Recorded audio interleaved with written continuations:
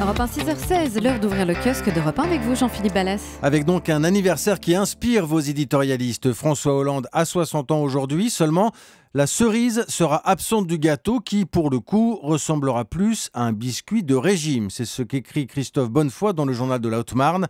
Le président serait plutôt mal inspiré de faire sauter les bouchons d'un champagne qui aurait le goût très âcre d'une rentrée qui s'annonce très indigeste.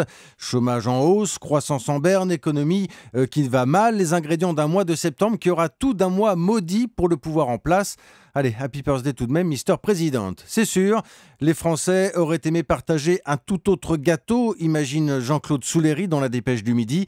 La sacro-sainte reprise, cette reprise tant attendue depuis 5 ans, ressemble à un mirage dans le désert. Plus on avance, plus elle recule. Non, ce n'est pas la fête, constate Pierre Frêle dans Le Républicain Lorrain, encore que, pour un dirigeant français, 60 ans, c'est à peine l'âge de la maturité politique et certainement pas celui du renoncement. De Gaulle, Mitterrand, Chirac ont fêté leurs 70 ans à l'Élysée, ce qui devrait encourager leurs successeurs à voir l'avenir en rose.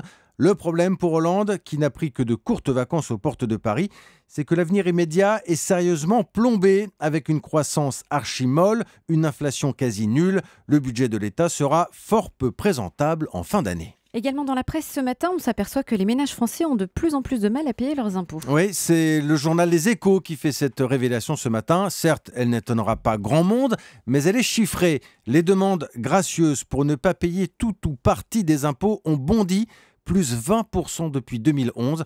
Cela représente 1,2 million de dossiers, une augmentation qui concerne pour l'essentiel les ménages. Pour les Échos, elle reflète surtout les hausses d'impôts successives. Elles ont eu pour effet de faire entrer un nombre croissant de contribuables dans l'impôt.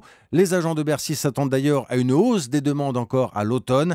C'est Elsa Conessa qui signe ce matin cette enquête et elle sera avec nous à 7h10 pour le Zoom Écho sur Europe 1.